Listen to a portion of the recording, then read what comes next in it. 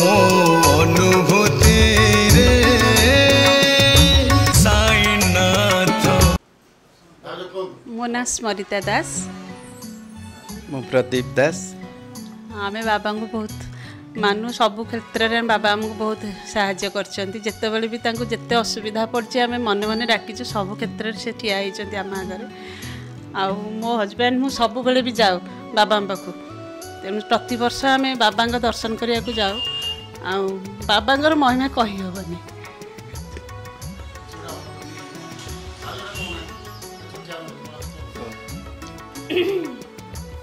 बहुत क्षेत्र में बहुत जिनस साहाय्य करनी बाबांकर बहुत माने जिते असुविधा सुविधा सब से ठिया।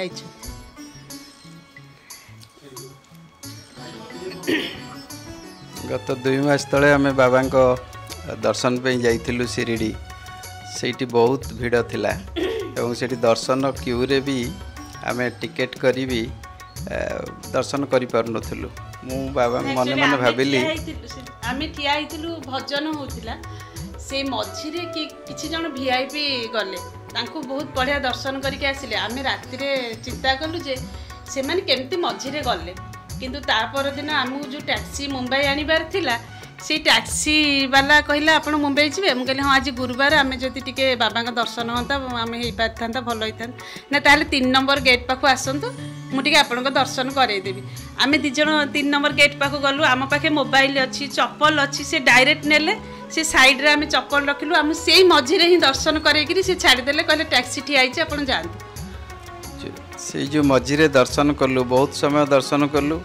एवं मु फील कली मु भाविली से मझे केवल वीआईपी मानक ही दर्शन मिले किंतु आमको जो दर्शन मिलला एवं जति समय मिलला आमे बहुत माने निजको धन्य मन कलु एवं भाविली बाबांकर प्रकृति किसी पावर अच्छी कहीं सांगे सांगे आमको ब्लेसिंग्स मिलला। पूर्व दिन आम भाविचु राति रे एवं तापर दिन सकाळे एभली दर्शन मिलुची एमती बहुत एग्जाम्पल अच्छी आ जोटा कहउचंती लोक जे शिरडी माटी रे पादा देवा क्षणी समस्त दुख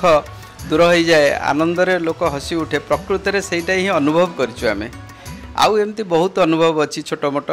छोट बड़ से गुड़ाक तो कही हेनी समय सीमित तथापि बाबा विषय रे 2 पद कहवाई आमको समय देइथिबारु बहुत बहुत धन्यवाद रही।